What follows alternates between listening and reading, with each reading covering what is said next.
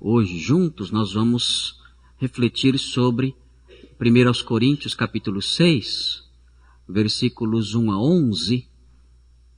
Nós temos aqui uma fotografia de uma das ruínas da cidade de Corinto.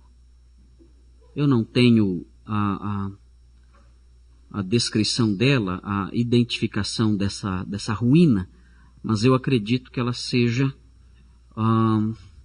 do templo de Afrodite. Me parece, ela é muito parecida com outras fotografias do templo de Afrodite em Corinto, mas é uma foto muito bonita que está sendo prejudicada pela claridade. À noite ficaria mais bonita a aparição, a demonstração dessa fotografia. Mas nós vamos estudar hoje o capítulo 6 de 1 Coríntios. 1 Coríntios 6, de 1 a 11. Vamos fazer a leitura. Diz assim o texto bíblico. Os irmãos devem acompanhar a leitura. Diz assim o texto bíblico: Se algum de vocês tem queixa contra outro irmão, como ousa apresentar a causa para ser julgada pelos ímpios, em vez de levá-la aos santos? Vocês não sabem que os santos hão de julgar o mundo? Se vocês hão de julgar o mundo, acaso não são capazes de julgar as causas de menor importância? Vocês não sabem que haveremos de julgar os anjos? Quanto mais as coisas desta vida. Portanto, se vocês têm questões relativas às coisas desta vida, designem para juízes os que são da igreja, mesmo que sejam os menos importantes. Digo isso para envergonhá-los. Acaso não há entre vocês alguém suficientemente sábio para julgar uma causa entre irmãos? Mas ao invés disso, um irmão vai ao tribunal contra outro irmão, e isso diante de descrentes. O fato de haver litígios entre vocês já significa uma completa derrota. Por que não preferem sofrer a injustiça? Por que não preferem sofrer o prejuízo? Em vez disso, vocês mesmos causam injustiças e prejuízos, e isso contra os irmãos. Vocês não sabem que os perversos não herdarão o reino de Deus? Não se deixem enganar, nem imorais, nem idólatras, nem adúlteros, nem homossexuais passivos ou ativos, nem ladrões, nem avarentos, nem alcoólatras, nem caluniadores, nem trapaceiros herdarão o reino de Deus. Assim foram alguns de vocês, mas vocês foram lavados, foram santificados, foram justificados no nome do Senhor Jesus Cristo e no Espírito de nosso Deus.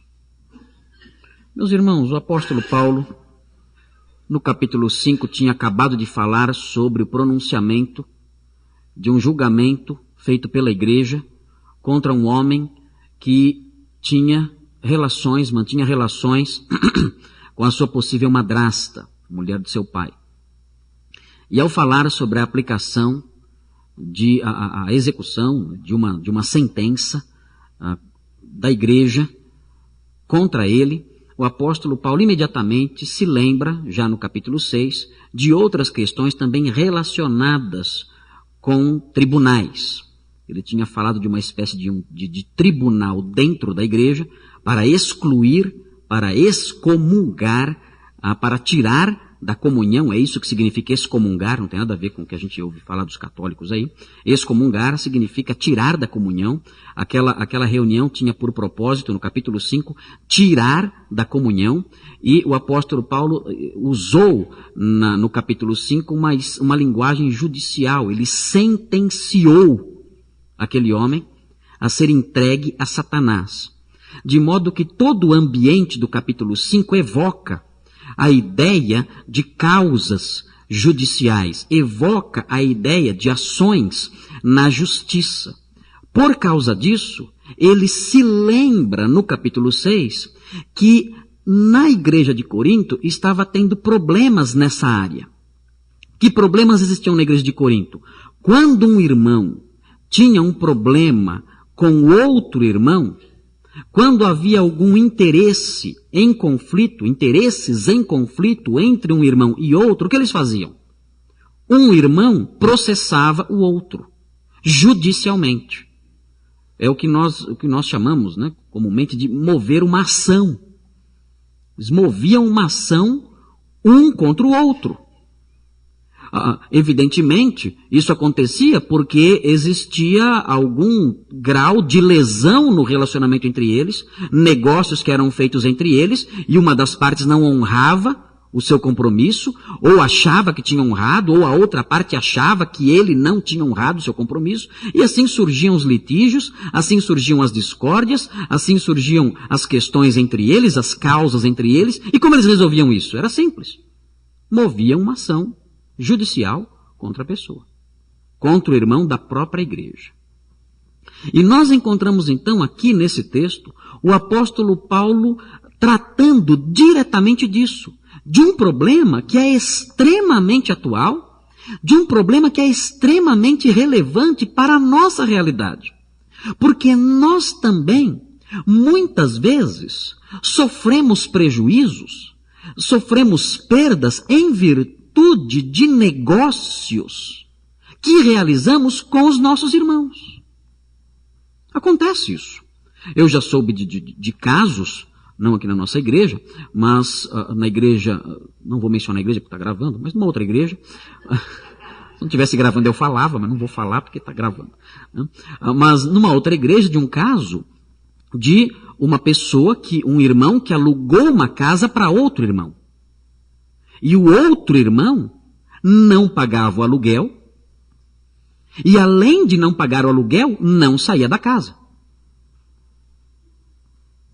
E assim, e ficou lá. E como resolver o problema? E pior, quando o proprietário do imóvel se aproximava e dizia, eu preciso do dinheiro, ou eu preciso da casa. O inquilino dizia, você não ama o seu irmão? Você não tem amor pelo seu irmão? Como é que você vem aqui me cobrar? Você tem que me ajudar. Você tem que me deixar morar aqui de graça. Não, mas eu preciso desse dinheiro. Eu dependo desses recursos. Eu preciso dessa... É um imóvel. Não é um objeto de valor pequeno. Eu dependo dessas coisas. Eu tenho meus compromissos. E nós fizemos um contrato. O Senhor não está honrando isso. Você não tem amor cristão.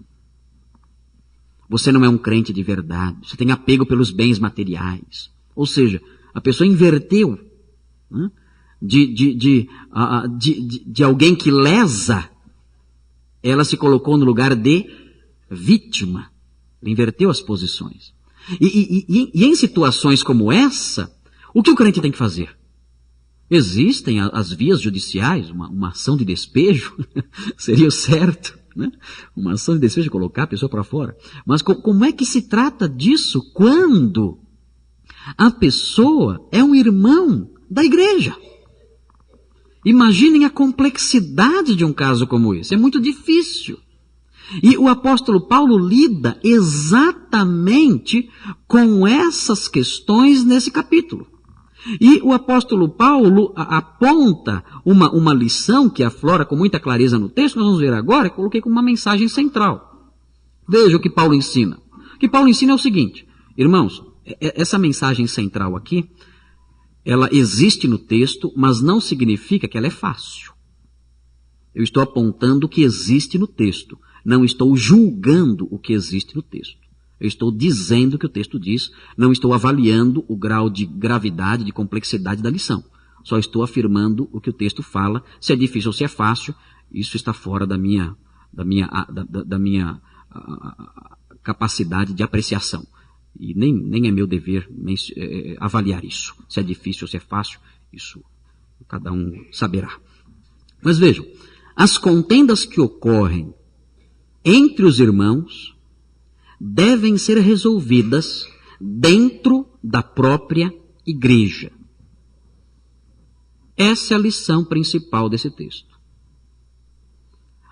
Os problemas, as contendas que ocorrem entre os irmãos, entre os crentes, devem ser resolvidas dentro da própria igreja. Eles não podem processar um ao outro. É isso. É isso. É difícil, né? Mas é essa a lição. Não tem outra lição no texto, é essa aqui. E o apóstolo Paulo explica as razões disso, ou deixa transparecer as razões disso. Ele explica, ele mostra, ele deixa explícito no texto que levar um irmão à justiça comum revela 3 problemas. A pessoa que processa o seu irmão, ela não tem só um problema jurídico, agora a acompanhar ou a resolver ou a esperar a solução. Não. Ela revela outros problemas. O fato de existir esse tipo de procedimento dentro da igreja de um irmão contra o outro revela alguns problemas que não devem existir na igreja. E nós vamos ver o primeiro deles agora. Veja o primeiro. Aí está. Primeiro problema. Quando alguém processa outro irmão na justiça comum, ele revela falta de confiança na sabedoria cristã. Ele não confia que os irmãos da igreja têm sabedoria suficiente para solucionar aquela questão. Eles não acreditam que os irmãos da igreja, seus líderes ou os irmãos em comum, os irmãos em geral, eles não acreditam que essas pessoas, os crentes em Cristo, são capazes de realizar a justiça no mesmo grau de perfeição que os incrédulos lá fora. Ele diz, olha, eu confio mais na capacidade de avaliação, no senso de justiça dos incrédulos, do que no senso de justiça dos irmãos em Cristo. E o apóstolo Paulo se insurge contra essa atitude. Vejam que ele fala com toda clareza. Observem. Se algum de vocês tem queixa contra outro irmão, como ousa apresentar a causa para ser julgada pelos ímpios em vez de levá-la aos santos? Ele diz, vocês devem levar a causa. O problema de vocês, em vez de contratarem um advogado e processarem a pessoa, não façam isso. Levem o problema para a igreja. Levem o problema para os irmãos. Vocês têm líderes aí. Vocês têm representantes da igreja aí. Levem esse problema para eles resolverem, para eles avaliarem, para eles julgarem. E o texto continua, vocês não sabem que os santos hão de julgar o mundo. O apóstolo Paulo está dizendo que os crentes, eles são munidos de uma sabedoria especial. E a prova disso, o apóstolo Paulo diz, é o fato deles serem destinados a serem juízes do mundo inteiro. Os crentes um dia vão julgar os anjos, diz o apóstolo Paulo. Observem, se vocês hão de julgar o mundo, acaso não são capazes de julgar as causas de menor importância? Vocês não sabem que haveremos de julgar os anjos, quanto mais as coisas desta vida? O apóstolo Paulo acredita na sabedoria cristã. O apóstolo Paulo acredita que os crentes são capazes de julgar questões corriqueiras da vida. O apóstolo Paulo acredita que o homem habitado pelo Espírito Santo, transformado, santificado, com a mente renovada, é capaz de olhar para uma situação e dizer, este está certo e este outro está errado. A causa deste homem é justa Os argumentos deste outro são mentirosos. O apóstolo Paulo crê que Deus dá essa sabedoria. O apóstolo Paulo crê que a sabedoria que um dia nos capacitará a reger o universo, a governar o mundo, a reinar sobre tudo, é uma sabedoria da qual nós desfrutamos desde já. E se vamos governar o mundo, o universo e julgaremos os próprios anjos, será que já de posse de uma medida substancial dessa sabedoria para julgar, nós não podemos avaliar as questões, os litígios, as diferenças, os conflitos presentes entre os irmãos da própria igreja? O apóstolo Paulo está indignado nesse texto. Ele fala, não dá para acreditar que os juízes dos anjos e do universo não consigam resolver questõezinhas bobas, questõezinhas da vida presente. O apóstolo Paulo, com certeza tem em mente algumas verdades que nós aprendemos em Apocalipse, pode a tela do Apocalipse aqui, que mostram textos, são textos que apontam para o destino dos crentes. Vejam com atenção, Apocalipse 5:10. Vejam aí a posição dos crentes no futuro. E vejam por que o apóstolo Paulo fica indignado quando vê essas pessoas diante de incrédulos, sendo julgadas por eles. Observem, Apocalipse 5:10, vejam o que diz. Tu os constituíste reino. Está falando das pessoas do versículo 9, os que foram comprados para Deus. Ele está falando dessas pessoas, dos que foram comprados para Deus, os crentes. E ele diz, tu os constituíste reino e sacerdotes para o nosso Deus, e eles reinarão sobre a terra. Vejam, a atividade de governar, está implícito aqui a atividade de julgar, de proferir a justiça, de dizer a justiça.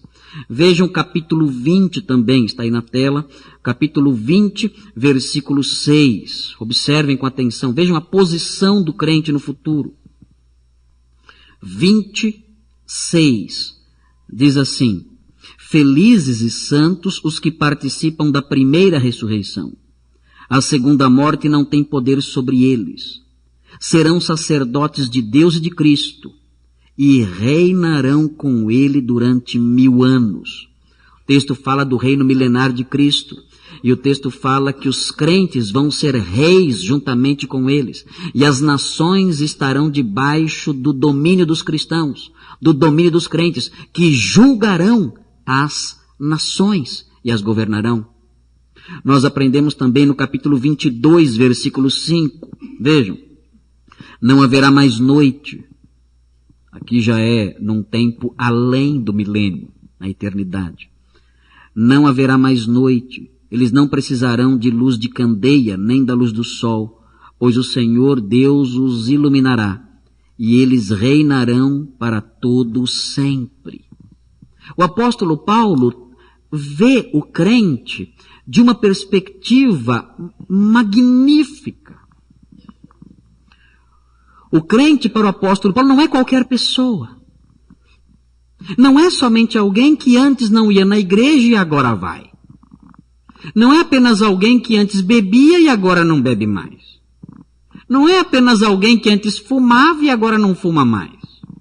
Não é apenas alguém que antes no domingo usava bermuda e agora usa terno. Não é isso. O apóstolo Paulo vê o crente como alguém revestido de uma dignidade, de uma majestade, de uma grandeza singulares.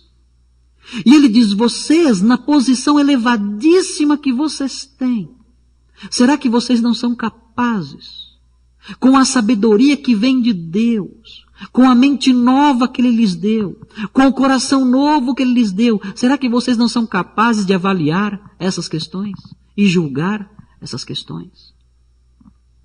Ele diz no versículo 4, portanto, se vocês têm questões relativas às coisas desta vida, designem para juízes os que são da igreja, mesmo que sejam os menos importantes.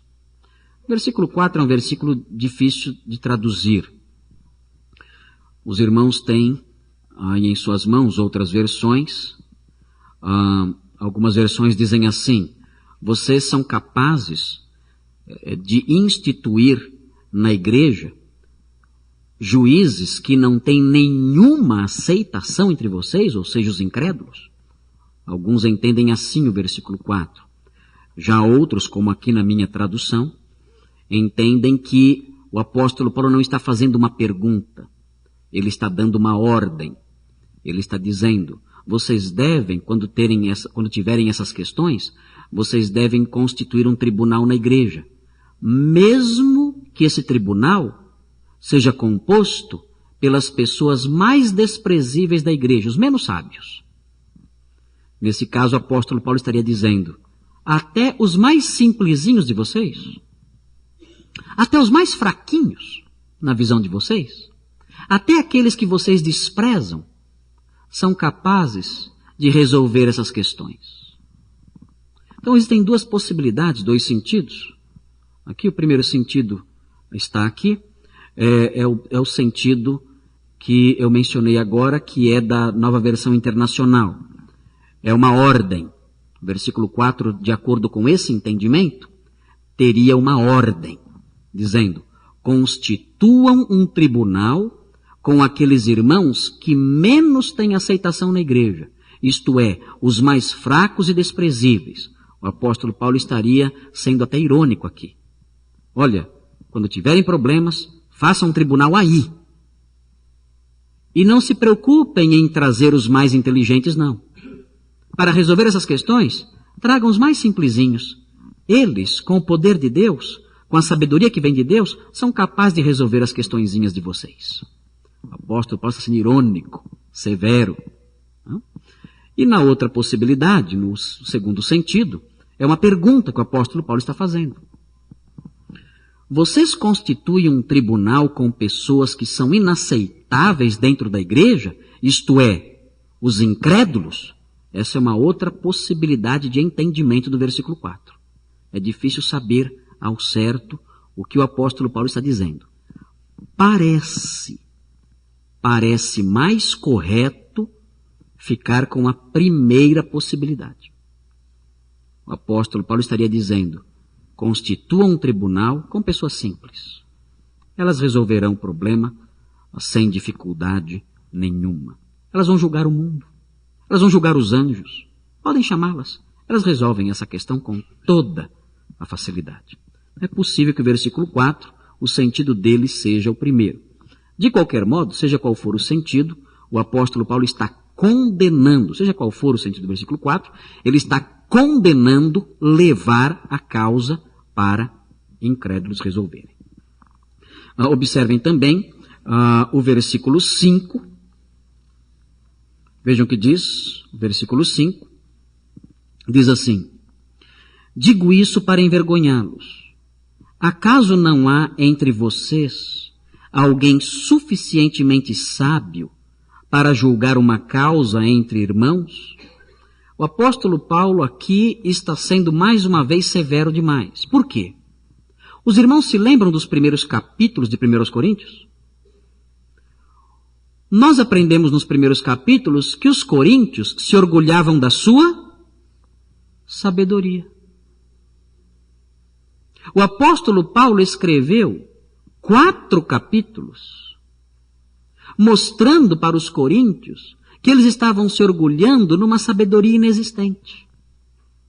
Eles se achavam sábios, eles se achavam superiores, eles se achavam capazes e inteligentes, mas o apóstolo Paulo mostra aqui no versículo 5 que, na verdade, entre eles não havia nenhum sequer sábio. Ele diz, vocês se dizem sábios, vocês andam orgulhosos, No capítulo 5, o apóstolo Paulo menciona a soberba deles, o orgulho deles. Nós estudamos isso no domingo passado. E ele agora, no entanto, diz, vocês andam aí com o nariz empinado, se achando os sábios deste mundo, e, no entanto, vocês são incapazes de resolver questões simples. Não há, na verdade, sábio nenhum entre vocês. A sabedoria de vocês, da qual vocês se vangloriam tanto, não passa de uma ilusão.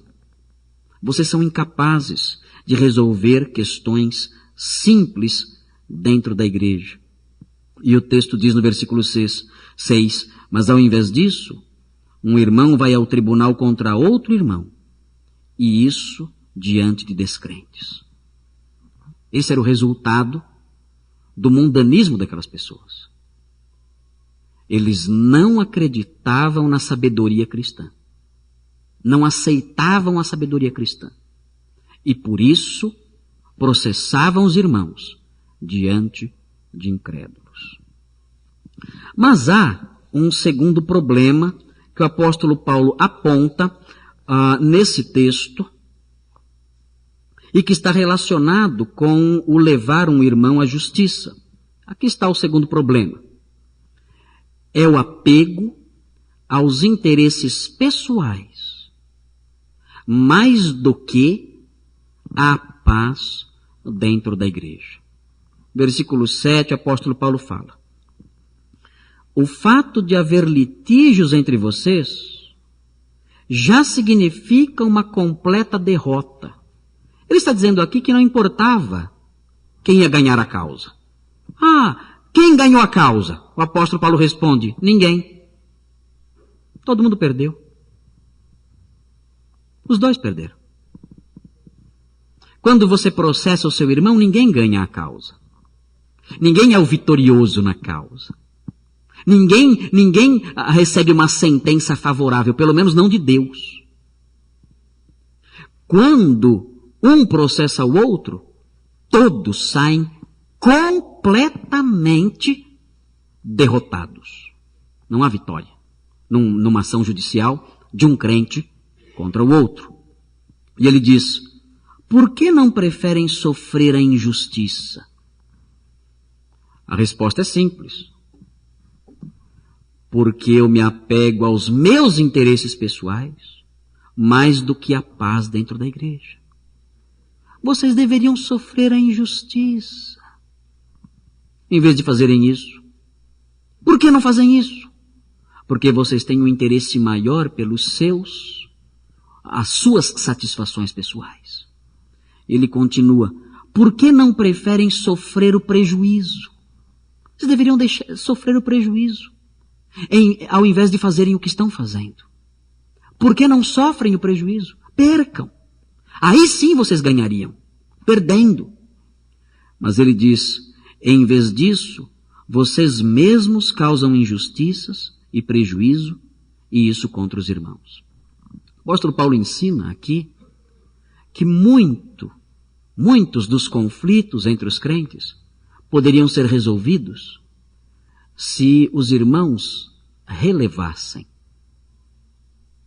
Se os irmãos dissessem: eu não vou levar isso adiante. Eu vou sofrer o prejuízo. Eu vou perder. Eu não vou levar adiante isso. Deus um dia julgará essa causa. Eu vou deixar isso de lado, não vou exigir os meus direitos. O apóstolo Paulo fala que isso seria uma saída. Além da possibilidade de estabelecer um julgamento na igreja, se isso não fosse possível, o apóstolo Paulo diz: faça então sofrer o prejuízo. Deixe a causa, abandone isso e sofra o prejuízo. Isso seria a vitória. E o terceiro problema que revela a existência de litígio entre os irmãos está aqui. É a existência de práticas próprias dos incrédulos nas relações entre os crentes. Por que as questões judiciais surgem? Por quê? Porque alguém foi desonesto. Um dos dois. Por que os litígios aparecem? Porque alguém lesou o outro. Alguém mentiu. Alguém pegou para si o que não lhe pertencia. Alguém se apropriou de algo que não era seu. Alguém deixou de devolver algo que era do outro. Alguém tomou emprestado e não devolveu. Alguém assinou um contrato e não cumpriu. Ou seja, as questões judiciais surgem porque uma ou outra parte mente, pratica injustiça, rouba, se aproveita do outro. As questões judiciais existem porque o pecado existe. Se não existissem fraudes, se não existissem mentiras, se não existissem roubos, se não existissem desonestidades, as ações judiciais não existiriam. Quando o apóstolo Paulo olha para a igreja e vê que na igreja existem ações judiciais, ele chega à seguinte conclusão: entre vocês existem ações judiciais, porque entre vocês existem injustiças, roubos, fraudes, mentiras. Vocês roubam um ao outro. Vocês lesam um ao outro. Vocês enganam e mentem um ao outro, um para o outro. Vocês tentam tirar proveito malicioso, maldoso, um do outro. E por causa disso surgem essas questões que vocês vergonhosamente levam à justiça comum. Então, diante disso, o apóstolo Paulo diz: vocês não sabem, no versículo 9 ele fala, vocês não sabem que os perversos não herdarão o reino de Deus? Vocês estão agindo como os perversos, como os ímpios deste mundo, como os homens deste mundo. Vocês esqueceram o destino deles? Vocês esqueceram que o que eles fazem é tão grave que eles merecem o inferno e não vão herdar o reino? Vocês se comportam como esses homens, maus, perversos, que não herdarão o reino. E ele diz: não se deixem enganar, nem imorais, nem idólatras. Aqui no caso a idolatria também é um pecado sexual, porque a idolatria na época estava associada com os pecados sexuais. Nem adúlteros, nem homossexuais passivos ou ativos. Essa tradução correta para isso, os homossexuais de um modo geral, não importa o papel que desempenhem nas suas atrocidades, nem ladrões, nem avarentos, nem alcoólatras, nem caluniadores, nem trapaceiros herdarão o reino de Deus. As questões judiciais surgem por causa dessas coisas. As questões judiciais estão lá atulhando os tribunais por causa desse tipo de procedimento. Ele diz: se vocês têm litígios aí, é porque esse procedimento existe aí também. E ele diz: assim foram alguns de vocês. Vocês foram assim no passado. No passado vocês eram trapaceiros, vocês eram alcoólatras, vocês eram ladrões, vocês eram imorais, vocês eram homossexuais, vocês eram avarentos, vocês eram isso tudo. Mas, diz o apóstolo Paulo, vocês foram lavados. E aqui o apóstolo Paulo menciona 3 obras de Deus na vida dos crentes. Vocês foram lavados, santificados e justificados. Na minha versão não aparece, mas na versão de alguns irmãos aparece a palavrinha mas, aparece 3 vezes. Mas vocês foram lavados, mas vocês foram santificados, mas vocês foram justificados. E realmente a palavrinha mas aparece 3 vezes aqui. Sabe por quê? Porque o apóstolo Paulo quer enfatizar o contraste. A palavra mas enfatiza isso, o contraste, o oposto, o outro lado. E Paulo quer enfatizar o contraste. Por isso ele usa a palavra mas 3 vezes. Ele diz: há um contraste imenso entre vocês e essas pessoas. Há um contraste absoluto entre vocês e essas pessoas. Há um contraste tríplice. Há um contraste completo entre vocês e os homens do mundo. Vocês foram lavados. Vocês foram santificados, separados para Deus para cumprir seus propósitos.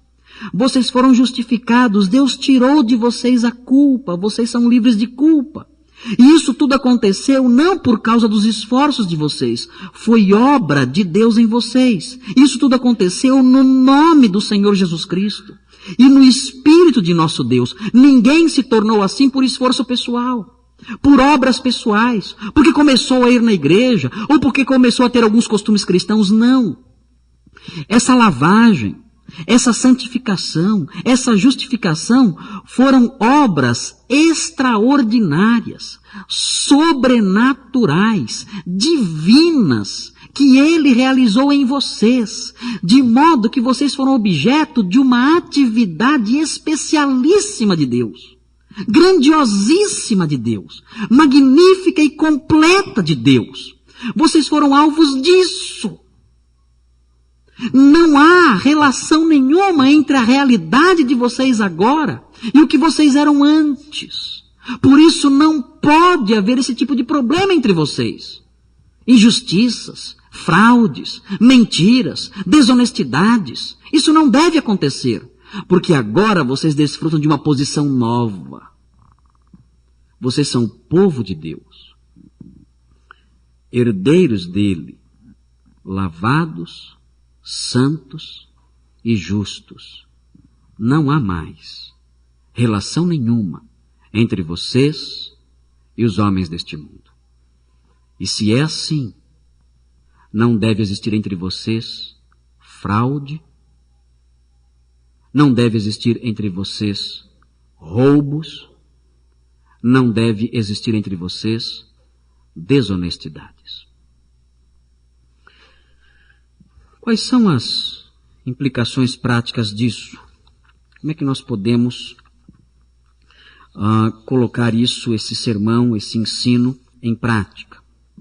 Bem, primeira forma, aparece aí agora. Se você sofreu prejuízo por causa de um irmão da igreja, não processe. Eu sou advogado, de vez em quando vem um monte de crente pedir para eu processar irmão da igreja. Não aqui, porque nunca aconteceu. Mas vira e mexe aparece alguém. O irmão lá da igreja não me devolveu tal coisa, eu quero processar ele e tudo mais. E eu desaconselho, falo, não faça isso. Não pode fazer, você não pode processar um irmão da igreja. Não faça isso, não processe.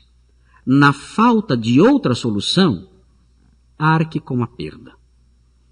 Pastor, você está falando isso porque é fácil. Não sou eu que estou falando isso. Os irmãos viram aqui no texto. O texto fala isso. O texto fala, antes sofram o prejuízo. Antes sofram a perda. Se tiver que escolher entre o processo judicial e sofrer o prejuízo, sofram o prejuízo. É o que diz o texto. Mais uma vez, não estou dizendo que é fácil, mas não é minha função avaliar a facilidade ou o grau de dificuldade dessas coisas. Meu dever é só falar o que está aqui. Eu sou o porta-voz, não sou a voz. Irmãos acham que é difícil, tem que reclamar com a voz, não com o porta-voz. E acho que o que vem a seguir equilibra um pouco. Se você causou o prejuízo, agora é outra pessoa.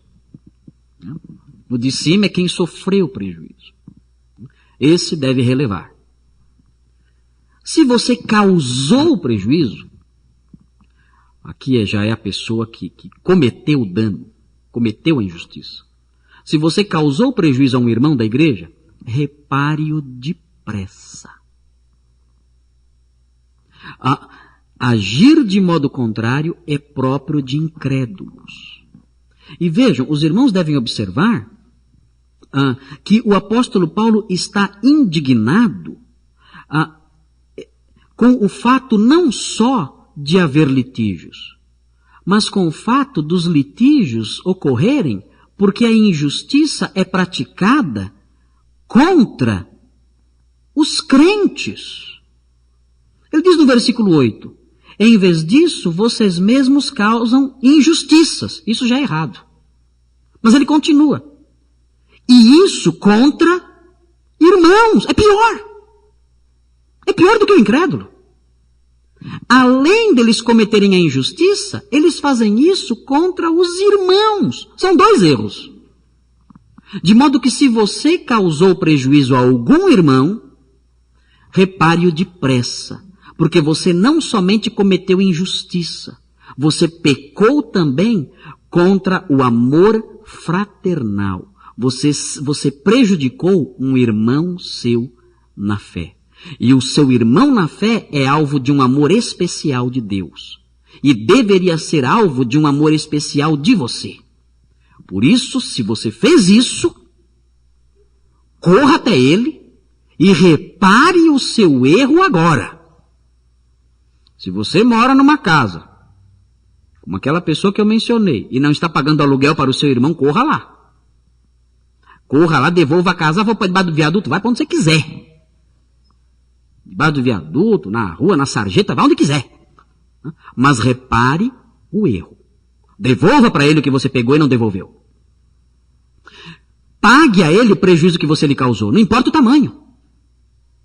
Repare o prejuízo e não crie prerrogativas que não existem. Não fica aquela ideia, é meu irmão. Ele é meu irmão, se eu fiz algum dano, ele tem que me amar e tem que suportar. Não faça isso. Não jogue sobre ele a responsabilidade pelos seus erros. Isso é assunto dele com Deus, se ele vai relevar ou não. Isso é assunto dele no primeiro item ali, se ele vai relevar ou não. É ele com Deus. O seu caso com Deus é outro. O seu caso com Deus é o seguinte, você deve reparar o dano. Não importa o tamanho. Ah, é muito. Se vire. Você tem que reparar. Você não pode causar prejuízo a um irmão seu. Você não pode causar prejuízo a um crente em Cristo. Isso é injustiça, isso é pecado contra o amor fraternal. Isso equilibra a coisa. Já imaginaram? Um perdoa, o outro quer reparar. Já imaginaram? Surge aí o equilíbrio. Olha, eu quero reparar o dano, aqui está o dinheiro. Irmão, não se preocupe. Eu não vou levar isso adiante. Eu quero perdoar. Não, mas eu quero suprir esse prejuízo. Vamos fazer o seguinte então, meu irmão. Vamos dar uma oferta para o estacionamento. E o resultado disso, em vez de prejuízo para os irmãos, para a irmandade, para a paz da igreja, é a edificação. Um perdoa, o outro quer reparar. A igreja é abençoada. É assim que deve acontecer, com as duas partes. Agora, claro que existem problemas mais complexos. Eu coloquei algo aqui, mas não precisa copiar, não. É que não tinha como diminuir. Existem problemas que são mais complexos, não é verdade? Eu mencionei o caso da casa alugada. Imaginaram? Você chega lá e fala, olha, pode ficar com a casa é sua. E o irmão fala, obrigado. Aí complica, não é verdade? São situações muito mais complexas. Eu soube de um senhor que fez isso. Que quando percebeu que a pessoa não saía da casa, ele foi até ela e disse, olha, essa casa era um apartamento. Não é mais minha. Essa casa eu entreguei para Deus. Se você quiser ficar com ela, é um problema seu agora, não mais comigo. É um problema seu com Deus. Eu não vou brigar, não vou querer ela de volta, não quero seus aluguéis. Seja feliz nessa casa. Eu a entreguei a Deus, o seu problema agora é com ele, não é mais comigo. Ele é o proprietário, não sou mais eu. Foi embora. Na semana seguinte a casa estava vazia. Foi mais rápido do que qualquer ação judicial. Em uma semana não tinha mais ninguém na casa. A pessoa ficou com medo, foi embora, Deus tocou no coração, não sei, fez um milagre, e ele readquiriu o seu imóvel. Mas isso é raro e difícil de fazer. Nós não temos uma fé desse tamanho, como desse moço que fez isso, né? Não temos uma fé desse tamanho. De modo que surgem questões que são mais difíceis. Né? Vejam aqui. Se existem problemas que, dado o seu grau de gravidade, não podem ter os prejuízos relevados, Relevados significa deixados para lá. Busque a solução num árbitro ou grupo de árbitros da própria igreja. A igreja constituiria então um pequeno tribunal.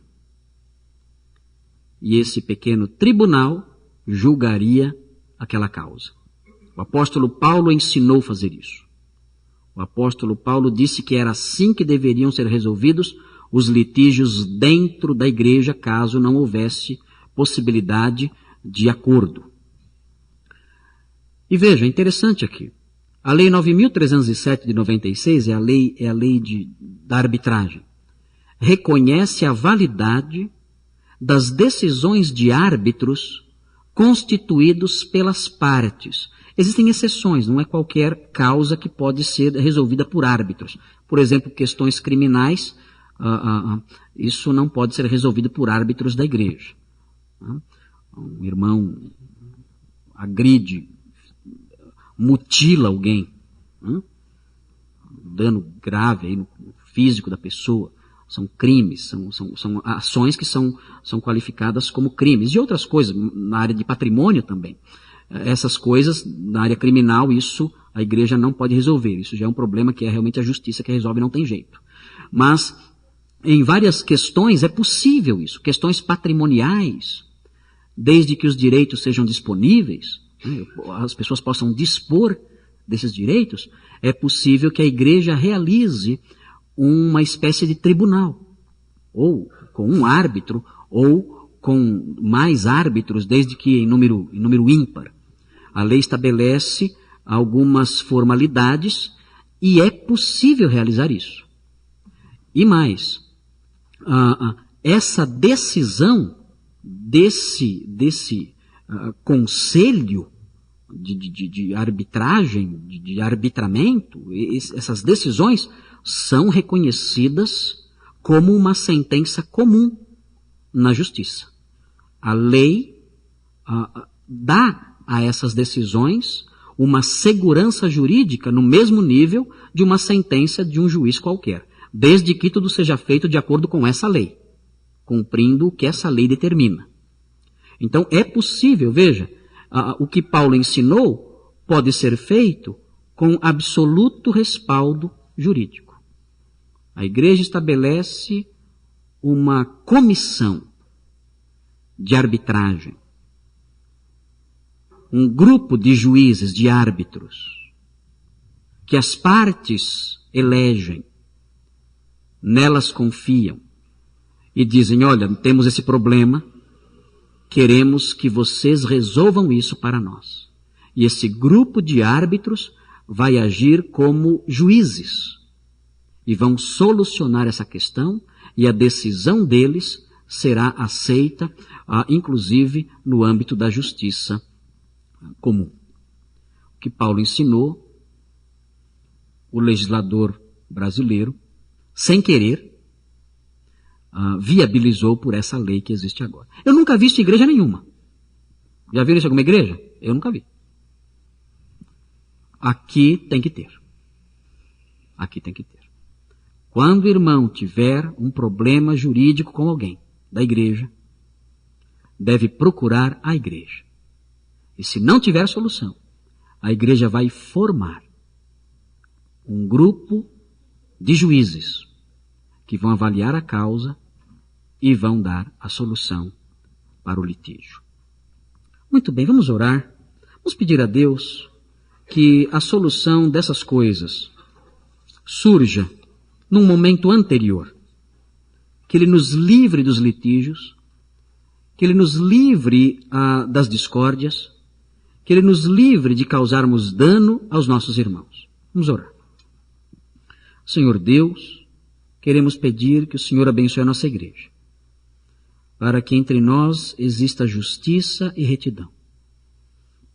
Suplicamos a Deus que o Senhor nos livre de praticarmos fraude, de sermos infiéis e injustos com aqueles que o Senhor resgatou. Que nós nos lembremos sempre que nós fomos lavados, santificados e justificados, existindo entre nós e o mundo um contraste total, de modo que saibamos não ser cabível, não ter cabimento entre nós a ideia de lesarmos alguém do nosso meio. Livra-nos disso, dessas coisas, dá-nos um coração justo e reto e dá-nos sabedoria para lidarmos com as questões desta vida, já que um dia julgaremos o mundo e os próprios anjos. Pedimos isso em nome de Jesus. Amém.